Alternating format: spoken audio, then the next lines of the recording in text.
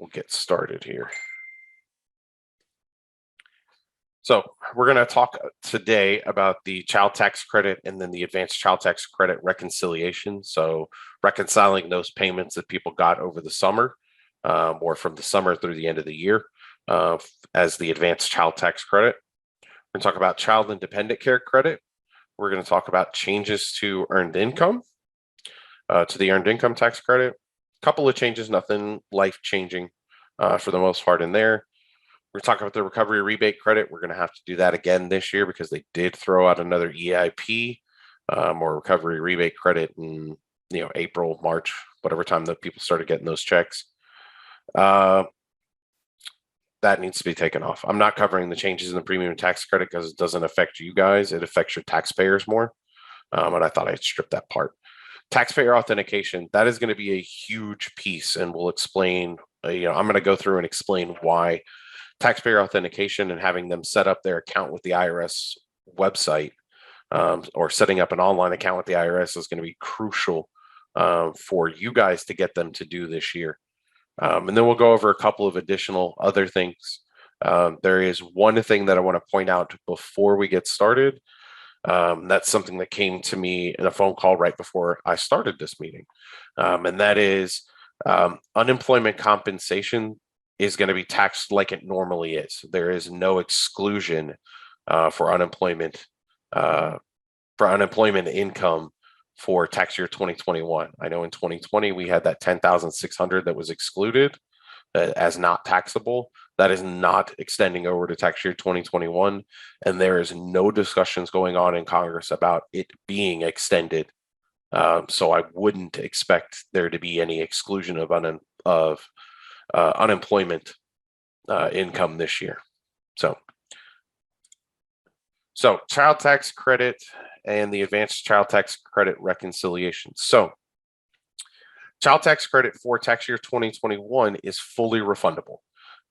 Prior, we had child tax credit, which was partially non-refundable and partially refundable, and then the additional child tax credit, which was fully refundable. Those are gone.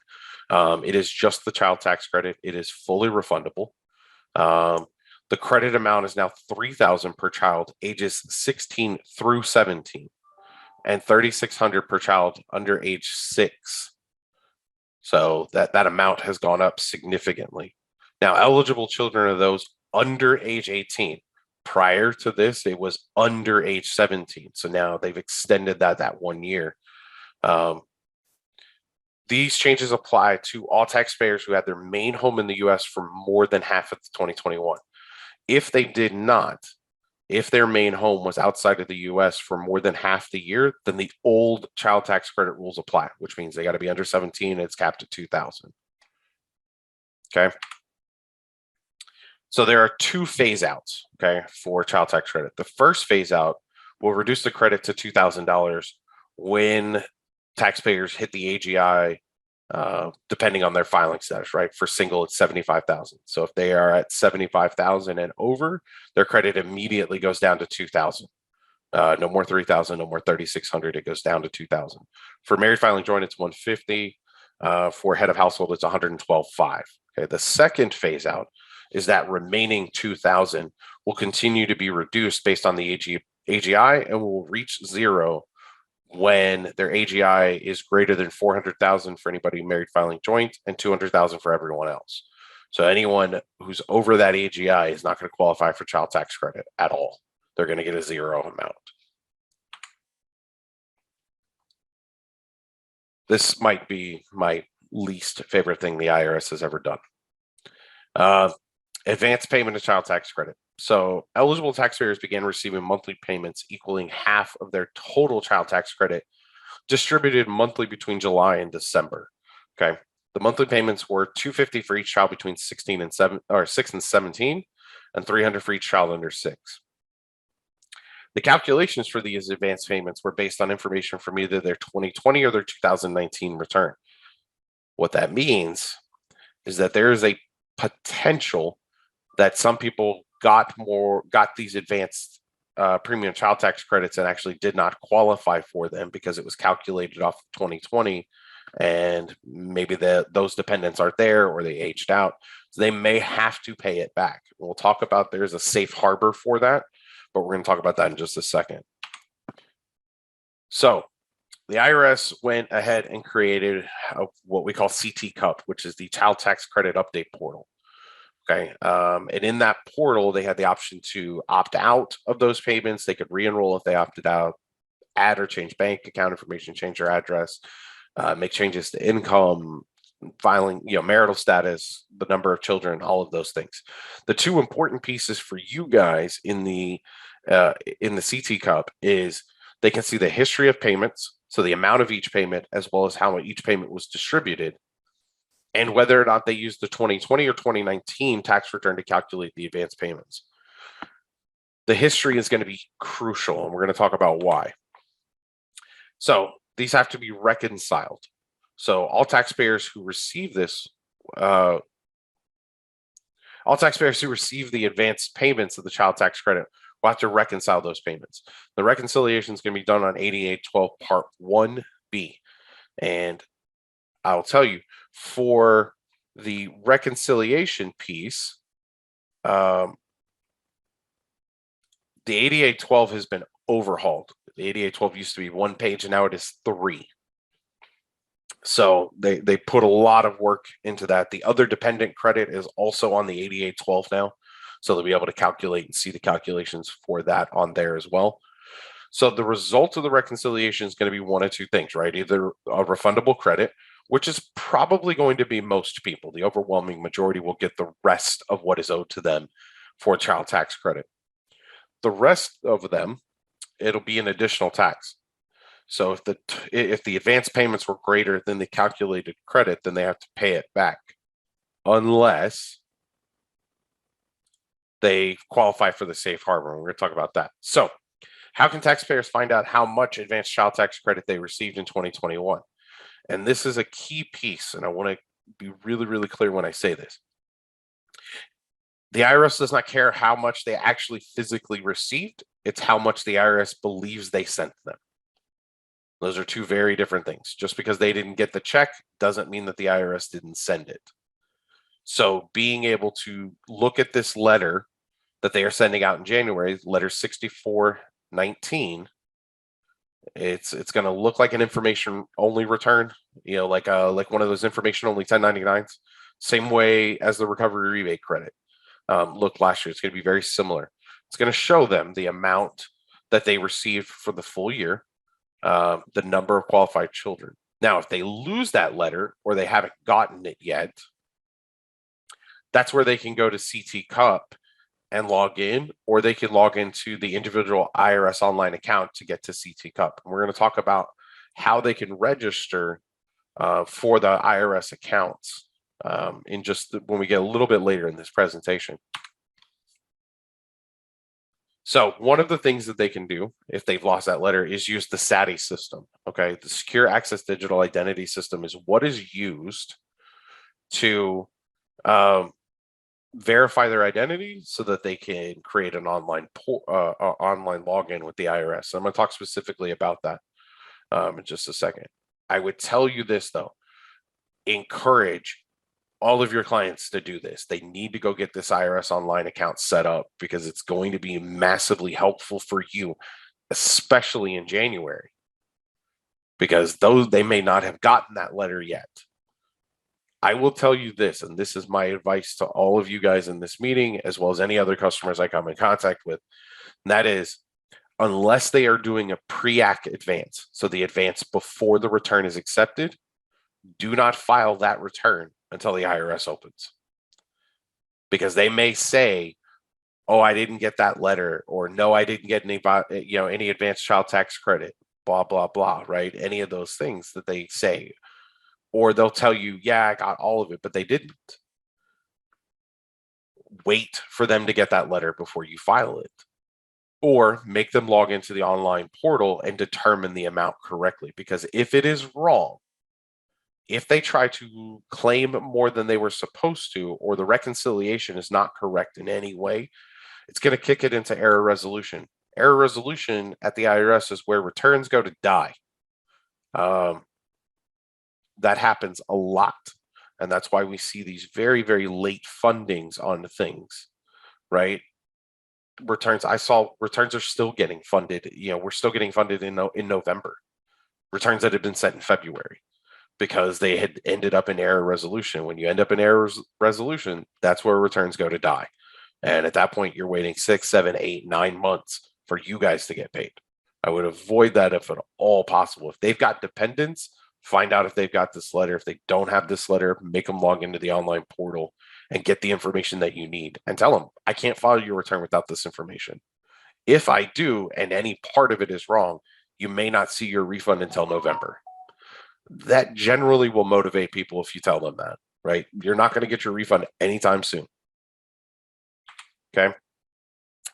Now, for those people who received more of the advanced child tax credit payments than they should have, they will not have to repay an overpayment of up to $2,000 per child if their AGI is below 40,000.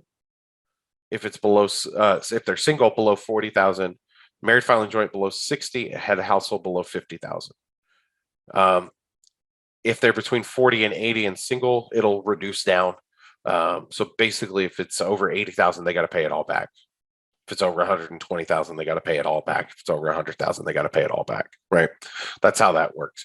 So I'm guessing that you guys might have a handful or less clients that this applies to. Okay, so I don't think it's a huge deal, but the software will know if they qualify for the safe harbor based on their AGI. So should be pretty easy for you guys to navigate this through. So as I talked about before, the 8812 has been completely revamped. It's used to calculate child tax credit as well as the other dependent credit. Last year was only used to calculate the additional child tax credit. The overwhelming majority of your clients will only need to complete page 1, which is the preliminary child tax credit and the refundable part of it, right? Page 2 calculates child tax credit for those people whose main home was not in the United States for at least 6 months. And then page 3 is going to be those people who have to pay back. So most of the information, like I said, that you guys are going to have is going to be over in page 1. That's where you'll see most of your information for most of your clients. Okay. Now, Form 2441. So child and dependent care credit. Okay. Child and dependent care credit for tax year 2021 only will be fully refundable. No more non-refundable for child and dependent care credit. So everyone is going to qualify for child dependent credit as long as their AGI isn't over the max, right? Isn't over the cap. Now, I want to go a little bit slow in this piece because I want to make sure that you guys fully understand this so that you can explain this to your clients, because what your clients are hearing is $8,000 per child. That is not the credit. That is the maximum amount of qualified expenses. So the way it is calculated is you take your expenses that they paid for childcare and you divide it in half, and that is the credit. For most people, that reduces, and we'll talk specifically about it a little bit further. Now, if they have more than one dependent, that cap goes to 16,000, and so the max credit then is 8,000, right? So the max credit for one child is 4,000. The max credit for more than one child is 8,000. But they have to have 16,000 in expenses to get 8,000, right? It's going to be 50% of whatever their expenses are. That's the best way I can say it. Okay. Now, the credit rate and income limits are increased. So they did expand that out. So 50% of expenses, as long as their AGI is under 125,000, filing status does not matter on this. The credit rate gradually declines until it reaches 20% when their AGI reaches 183,000. So when it's 183,000, it goes down to 20%. The 20% rate will apply. So they'll get a credit of 20% of their expenses up to 400,000. And then after that, it phases out completely. They don't qualify. Okay. So I want to make sure Again, two things. Like I said, I'm going to post this entire thing so that you guys can rewatch it. I'm always available to answer your questions if you have any. We need to have a talk about it. Secondly, I'm going to post this entire presentation as a PDF so that you can share that with any staff or anybody who wasn't able to come. They can watch the video. They can also read the presentation. Okay. So for taxpayers who had their main home outside of the United States for more than half of 2021, the credit is non-refundable. The old rules apply. So same thing for child tax credit is the same thing that applies for the 2441, which means if they weren't living in the United States for more than 6 months, then the old rules apply. You guys can get some more information about this if you want to dive into it a little bit deeper. Of course, you can always ask me. I will help you. You can get it by going to the Child and Dependent Care Tax Credit FAQ on the IRS website. Okay. Now, this is where it might get confusing for us really experienced tax preparers, which everybody in here is. There's a new line on Form 1040, Schedule 3, Part 2. It's line 13G. That will show you what the refundable credit is for dependent care or for child and dependent care credit. It'll show you what the refundable part is. So we're used to looking at Schedule 3, Part 1, line 2 for the dependent care credit, right, to see if they calculated for them. That will only calculate for those people who live outside of the United States for more than 6 months in the year, because that is the non-refundable piece. The refundable piece is down on Part 3 or Part 2, line 13G, okay? I haven't had a chance to look at this in the software, but I'll be sure that we go over this when we do software training. On the physical form from the IRS, there's a checkbox at the top of the form regarding their qualifications for the credit being refundable, which basically means, did you live in the United States for at least 6 months out of the year? I don't know in the software if you have to physically check that box or if it's checked by default. That's it as far as that goes. And then there's a couple of more lines that have been added, 9B for 2020 expenses paid in 2021. But the key lines for you guys is line 10 and line 11. Okay, line 10 is going to show you the refundable credit, and line 11 will show you the non-refundable for those people who meet those old rules and have to use the non-refundable credit. Okay. Couple of permanent changes to earned income credit. So previously, the max investment income allowed was $3,600. They had over $3,600 on a Schedule E, for example. They were done. They were out. They had it on a K1. They're done. They're out. That has been increased to $10,000. So you may have some more people qualify for EIC this year than they than they did last year. The other thing is, I should have really reworded this. It says taxpayers with children without SSNs will be eligible for EITC without children. So let me explain how this works. So previously, right, taxpayers who had a social but their dependents had an ITIN did not qualify for EIC at all, period. Now they can qualify for EITC if they meet the requirements or the qualifications for the EIC credit for those people who do not have dependents. So there's a section, right, on that EIC where it has people with no qualifying children, right? A single person who has no dependents. If their income meets the minimum threshold, they can still qualify for a little bit of EIC. It's nowhere near the numbers that we're used to seeing for EIC, but it will affect a few people. Okay. Prior year earned income election. So taxpayers may use their 2019 earned income for calculating EITC if their 2019 earned income was more than their 2021 earned income. This, if I explain it, it'll make sense. Okay. The IRS is letting them use their 2019 earned income because there were still a lot of people that were on unemployment through 2021. So they were on unemployment in 2020 and they were on unemployment in 2021. If they let them use their 2020 EIC or earned income to calculate EIC in 2021, wouldn't do them any good. It would just be more damaging. So keep in mind that if they're opting for this, two things to remember. One, it's their 2019 earned income, not their 2020. And two, that it must be more than their 2021. If their 2021 earned income is greater than their 2019, they don't qualify. Secondly, or lastly, on this particular piece, they have to have earned income in 2021 to qualify. If all of their income in 2021 is unemployment, they're not going to be able to use their 2019 to calculate EIC because they don't meet the minimum qualifications for EIC. Okay.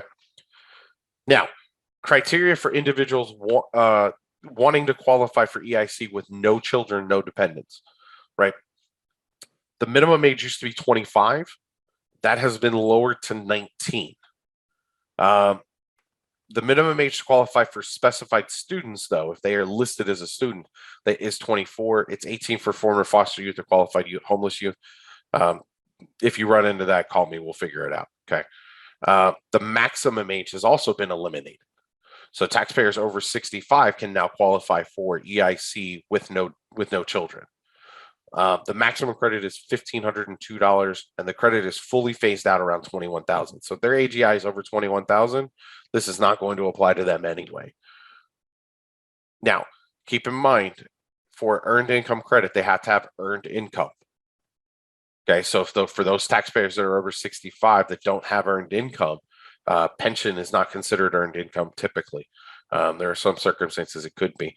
So if they're not calculating EIC, it could be because they don't have earned income or because their investment income is over $10,000. All right. Recovery rebate credit. I'm going to make this as simple as I can. The recovery rebate credit is going to be handled exactly the same way it was last year. That's the easiest way I can say it. There's no difference in how it is handled for you guys as preparers. They will get a letter, 6475. When they say they didn't get that letter or they lost that letter, they can access the information by logging into the IRS online account. Okay, we're going to talk about that next. So the Secure Access Digital Identity, or SADI as I call it, this is the system that is replacing the secure access process for authentication. So if any of you guys have gone through this, you know what I'm talking about with the secure access stuff.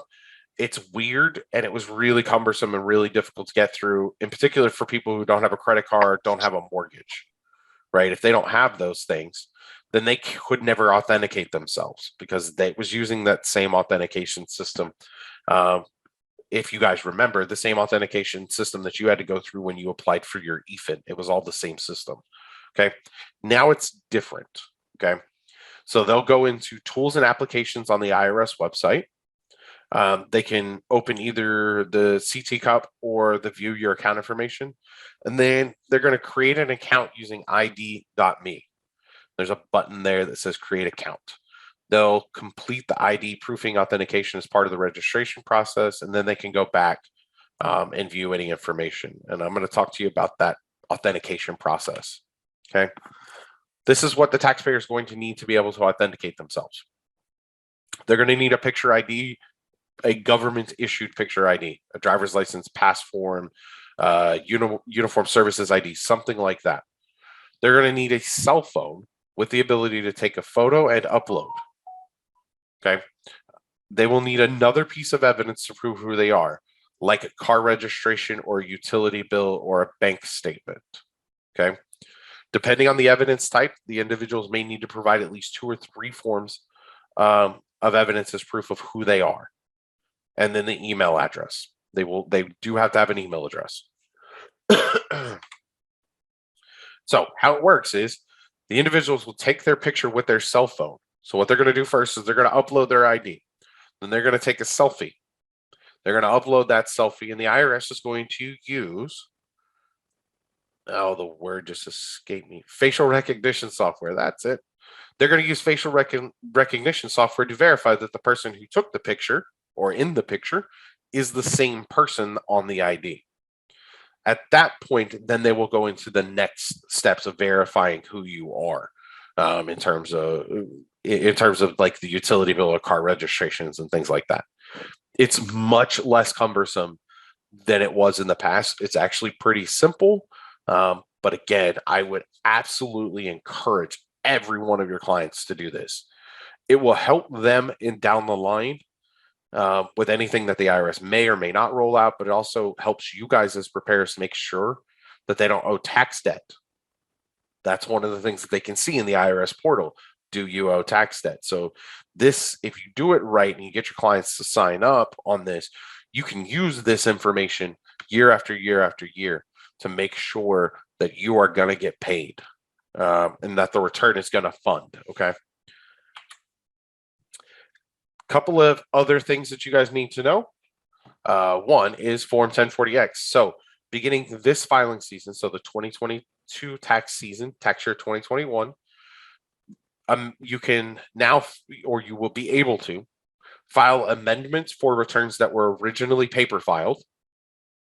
And you will be able to, and I won't say file, you will be able to e-file amendments for returns that were originally paper filed and returns where they are making a filing status change. Those were 2 DOAs, right? You weren't able to e-file those returns at all. Now you can. We also got a clarification finally from the IRS. It only took me 18 months to get it. And that is any refund that is associated with the 1040X will come as a paper check to them. It will not be direct deposited. So if they're waiting, if they amended their return and it resulted in them getting more money or getting a refund from the IRS in addition to what they originally got, they will get a paper check in the mail from the IRS. It will not be direct deposited into their account. There's discussions for that to be changed for tax year 2022, but as far as we know, at the moment, it's paper check only. Okay, so COVID-19, yay. For these people that took money out of their retirement, and we went through that 8915E disaster last year. So what it said was taxpayers in 2020 had the option of making withdrawal from their retirement, right? And splitting the tax that was going to be due on that withdrawal over 3 years, right? Over tax year 2020, 21, and 2022. Most people did that, right? They split it. They took the lower tax each year. Well, they have to pay the tax on a third of that now, right? So for 2021, they've got to pay that second third to pay taxes on it. Then 2022, they'll make the final third taxes that are due. And that's going to be on Form 8915F. And what you have to know is what did they have on Form 8915E, line 9 or line 17, depending on how it broke down, okay, from the prior year. So that's talking about their 2020 return. So if you've got clients that had that, you're going to want to make sure that you reconcile that. Again, this is another one of those things that could kick them into error recovery and get a letter from the IRS. If the IRS doesn't kick it into error recovery, they're going to send a letter because they know that it's there because it's been reported to them. Okay. Self-employed credit for sick and family leave. Now, this applies only to those people who are truly self-employed. There was a massive amount of fraud on this last year, just a ridiculous amount. And the IRS is going to be cracking down on that hard. They've got to have income on that Schedule C. And that's what was happening is people were creating Schedule Cs with like $8 in income and then claiming this credit. That's fraud. Don't do that. Okay. So there are two pieces to this. Now, keep in mind that this applies, again, to self-employed people, and you want to make sure that you read the qualifications for it because it is not like a normal Schedule C credit. Okay. You want to dive into it a little bit more before you do this. Now, most of you guys probably did this last year if you did it at all, but it was extended through 9/30 of 2021, right? So September 30th. Okay. They reset the 10-day maximum for sick leave on April 1st of 2020. So they get 10 more days between April and September, basically. Okay. increase the number of days the family leave credit may be claimed is 60, which means the maximum credit is 12,000. So we're going to talk. So revisiting the general details of the credit, sick leave was for self-employed individuals. They could claim up to 10 days of sick leave if they were unable to perform their duties due to, or their services due to COVID-19, or, and it really should say due to having COVID-19, or the individual that they were caring for had COVID-19. So they either had to have COVID themselves or were taking care of someone who had COVID. And that prevented them from being able to do their work as a self-employed person. The credit amount for themselves was 511 days. The credit amount for them caring for someone else was $200 a day. Okay. Family leave is different. This one's going to be a tough sell for anybody in Texas for 2021. Self-employed individuals may claim up to 60 days if they were unable to perform their services because of certain COVID-19 related care they provided for a son or daughter under the age 18 whose school or place of work was closed for reasons related to COVID. Well, Texas, we opened schools back up as soon as we could. And the summer doesn't count unless their daycare or whatever their plan was derailed because of COVID restrictions. We didn't have any COVID restrictions. So it's going to be a tough sell. Anybody who really would qualify for this would have been people who were there at the beginning of the year in the school districts. So the end of the second semester, the school district closed, but I got to tell you, there weren't a whole lot of those. So, and again, this means, in addition to this, we want to make sure that we're clear. This means that the school was closed, that they were forced to be at home. Not that they had the option to be at home, which is what it was. I know for Sci-Fair ISD, the kids had the option. Parents had the options. Kids could either do e-learning or remote learning, or they could go to school. That they wouldn't qualify for this credit because they had the option for their kid to go to school. They chose not to. So the government's not going to give them a credit for not, for choosing not to send their kid to school. That's really what it boils down to. Okay. Couple of changes on the Form 1040. The charitable contribution for non-itemizers was moved to line 12B. It used to be 10B. Okay. There was some wording changes around line 19 for the non-refundable child tax credit and the credit for other dependents. Line 27 was added. We added there were a couple of lines, the IRS added rather, a couple of lines for non-taxable combat pay, and then that prior year, the 2019 earned income election, that's there. There's a checkbox added to the earned income tax credit section for taxpayers that did not reach age 19 before 12/31/2021, but satisfied all other requirements for claiming EITC. So that one's a little tricky. If you feel like you might need to check that box, get with me and we'll find out for sure. We'll make sure that we do this right. They changed the wording for the refundable child tax credit on line 28, which we knew they were going to have to do because now it's refundable, right? Like it's fully refundable, not partially.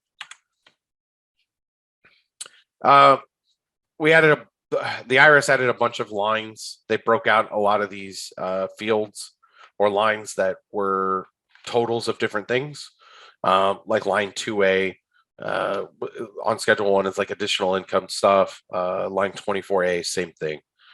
The only part that I'm really going to focus on in this particular piece is going to be line 19 on schedule 2, which is the additional tax from Form 8812 for taxpayers who receive more of the advanced child tax credit payments than they were supposed to.